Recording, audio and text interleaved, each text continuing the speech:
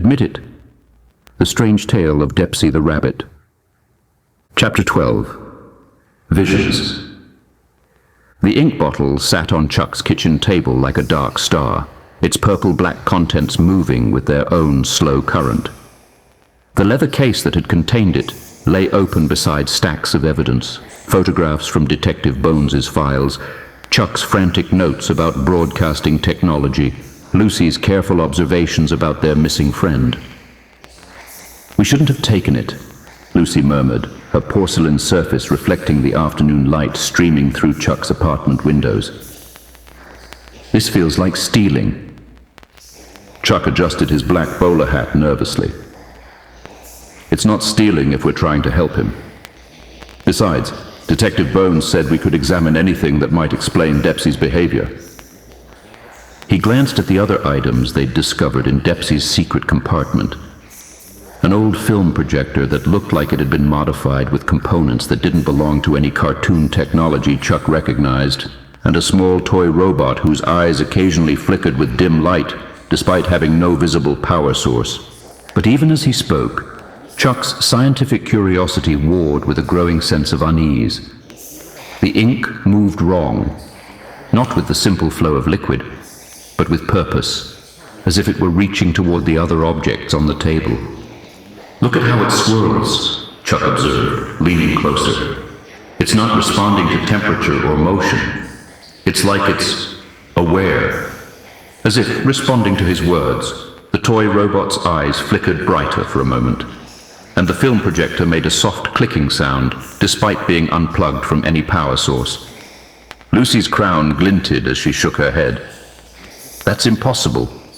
Ink is just ink, even if it's used for something horrible." "Is it, though?"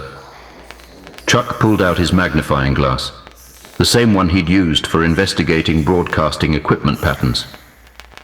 Professor Gosling mentioned that certain organic compounds could facilitate dimensional viewing, and these other things. He gestured at the projector and robot. "They're not normal cartoon technology. Look at these modifications." The projector bore additional components that seemed to bend light in impossible ways, lenses that contained what looked like droplets of the same purple-black substance as the ink bottle. The toy robot's simple design had been enhanced with circuitry that formed patterns too complex for such a small device. The purple-black substance seemed to pulse as Chuck brought the magnifying glass closer, its surface tension creating impossible geometries that hurt to observe directly. The toy robot's eyes began blinking in rhythm with the ink's movement, and the projector's modified lenses started to hum with barely audible frequency. Lucy found herself backing away from the table. "Chuck, those things are responding to each other. Chuck, maybe we should..." Her porcelain fingers brushed against the toy robot as she gestured, the briefest contact with its modified circuitry. Everything went white. Not the gentle white of cartoon sunshine or the harsh white of stage lights, but the invasive white of broadcasting transmission, cold, clinical, penetrating. Chuck felt Lucy's hand grab his arm as reality tilted sideways, as if someone had grabbed their consciousness and yanked it through dimensional static. The visions came in fragments, each one lasting mere seconds but branded into their consciousness with impossible clarity. A stage that wasn't their stage, lit by lights that cast shadows in directions that violated physics. Applause that sounded like breaking glass.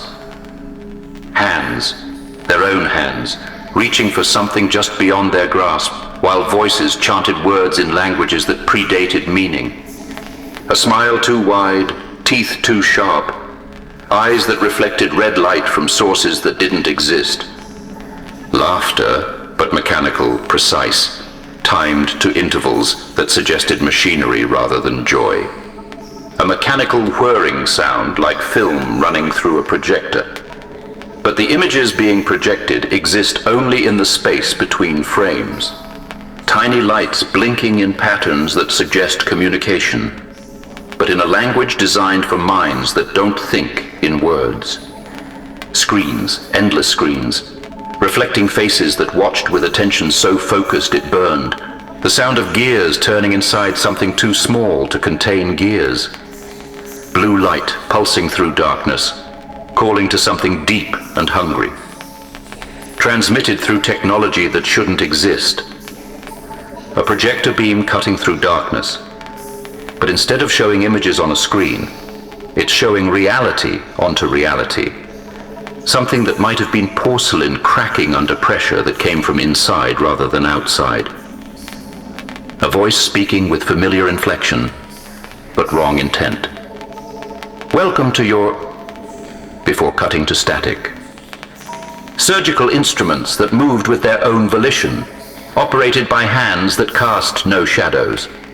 A landscape of metal trees growing toward a sky that had forgotten what color it was supposed to be. Words written in ink that moved. Admit it, admit it, admit it.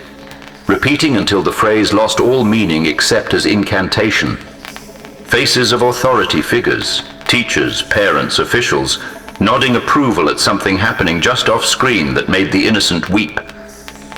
The fragments came faster now, overlapping, blending into a cacophony of prophetic horror that their cartoon minds weren't designed to process. Yellow shoes walking through corridors lined with mirrors that showed different reflections in each one. A grandfather clock striking 13 while its pendulum swung to the rhythm of a heartbeat. Elevator music playing while someone screamed in perfect harmony. Books flying open to pages that contained only the word guilty, repeated in increasingly frantic handwriting. Rain falling upward while umbrellas held themselves. Birthday candles that burned with flames the color of despair. A merry-go-round spinning with no music, its horses rearing in terror at something only they could see. The sound of applause that went on too long, continued past any reasonable point, became threatening in its persistence. The white light shattered like glass, and Chuck and Lucy crashed back into his kitchen with the violence of dimensional whiplash. Lucy was shaking, her porcelain fingers clattering against the table's surface. Chuck. What were those things? Chuck stared at the ink bottle, his yellow surface streaked with something that might have been sweat if cartoon characters could sweat.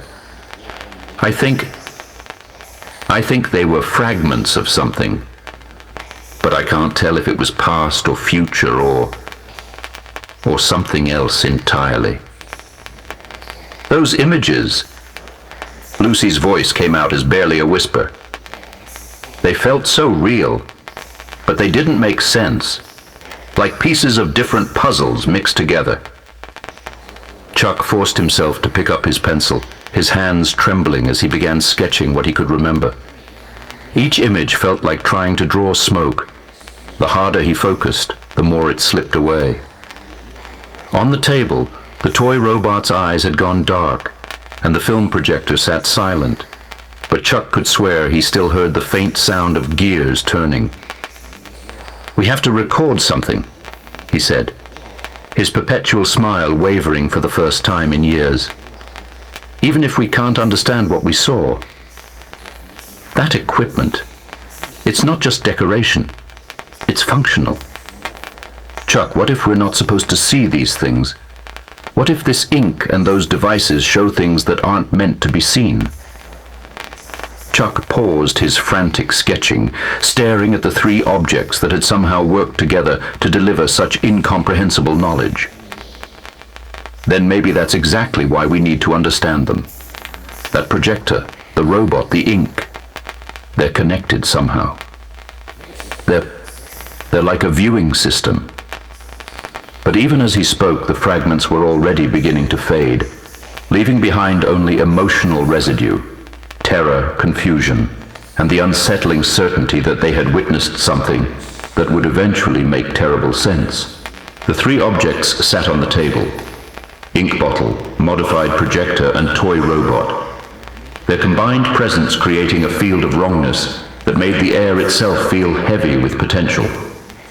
Whatever Depsey had been using them for, it was far more complex than simple protection.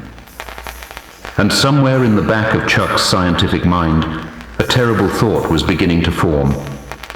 What if these weren't just viewing devices? What if they were communication devices? Consciousness returned to Depsey like surfacing from deep, oily water. The first sensation was wrongness. His cartoon physics felt sluggish, unresponsive, as if the very air around him operated on different principles than the world he knew. He lay crumpled against what appeared to be a massive grandfather clock, its face cracked and showing times that didn't exist. But the clock was made of some substance that wasn't quite wood, wasn't quite metal, and its ticking sounded like whispered accusations. Where? Depsey tried to sit up, his yellow shoes finding no purchase on ground that yielded like regret beneath his weight. What is this place? The landscape around him defied every law of cartoon physics he'd ever known. Debris moved in patterns that suggested emotion rather than physics. Fragments spiraling with what felt like sorrow. Pieces grinding against each other with mechanical fury. The sky was the color of old guilt, lit by a luminescence that seemed to emanate from his own presence. And there was no one else here. No other characters, no other victims, no community of the discarded. Just Depsey and the weight of 20 years of protected memories suddenly exposed to alien atmosphere. His first instinct was to reach for his daily dose of ink, but his jacket pockets were empty. The blood money that had protected him for 20 years was gone. The effect was immediate and devastating. Memory fragments erupted from whatever corner of his mind the ink had kept locked away, but they came distorted, filtered through the rift's impossible physics. A yellow shoe in motion, but the target keeps changing. Sometimes it's Mr. Muffins, sometimes it's a stranger, sometimes it's his own reflection. Letters with flowing script, but the signatures shift and blur. Servants of the row job becoming servants of the... Something unreadable, something that hurt to try to focus on. Faces of trust transforming into faces of accusation. But the accusations are in languages he doesn't understand, for crimes he can't quite remember committing. His own hands, but they're moving independently of his will, reaching for people who dissolve before contact. The memories came faster, overlapping, contradicting each other, pushing someone into green void. But the void is also a mirror, and he's falling through his own reflection. Elimination orders written in his own handwriting, but he doesn't remember writing them. Chuck's voice saying Depsey would never hurt anyone. But Chuck's face keeps changing into other faces, other friends, other victims. Blood money ink spreading across his vision like spilled night. But it tastes like copper pennies and sounds like voices crying. 43 eliminations, but he can only remember pieces of each one, and the pieces don't fit together properly. Someone saying the judge has returned, but the voice is his own, and he's talking to empty space. Depsey collapsed to his knees, his cartoon form racked with sobs that echoed strangely in the rift's atmosphere. But the guilt felt fragmented, incomplete. As if the blood money had done more than just suppress consequences, it had fragmented his actual memories. Why can't I remember properly? He cried out to the empty landscape. What did I actually do? The debris around him shifted in response to his voice. Pieces of discarded entertainment rearranging themselves into patterns that almost resembled faces, almost suggested voices, almost formed accusations. But when he tried to focus on any specific element, it dissolved back into meaningless refuse. Phantoms of guilt rather than memories of specific crimes. The emotional residue of 20 years of elimination work without the concrete details. The shape of horror without its substance. He began to walk through the graveyard of discarded entertainment, searching for something solid, something real, something that would let him understand what he had actually done versus what he felt like he had done. But everything here existed in the space between reality and dream, between memory and nightmare. In the distance, pulsing through the guilt-colored atmosphere, he could see a blue light that called to something deep in his cartoon soul. It looked different from the emotional luminescence that pervaded the rift. Cleaner, more real, more like something from his actual world. That has to be the way back, he whispered to the empty landscape. That has to be the way home. But as he began walking toward the distant blue glow, the debris around him seemed to whisper fragments of warnings in voices that might have been his victims or might have been his own guilt given form. The light shows truth. Truth you might not want to see. What if home isn't what you remember? What if you're not who you think you are? Depsey ignored the phantom warnings. The blue light represented hope. Hope for return, hope for solid memory, hope for understanding what was real and what was rift-induced nightmare. He walked through the graveyard of his fragmenting recollections toward what he believed was salvation, unaware that the blue light was connected to forces that had shaped his entire existence, forces that had been using him long before he understood he was being used. Behind him, the debris continued its endless dance of almost recognition. Phantom shapes that suggested the victims he couldn't quite remember, the crimes he couldn't quite recall, the system he had served without ever truly comprehending its scope. And in the distance, carried on wind that tasted like copper pennies and sounded like mechanical laughter.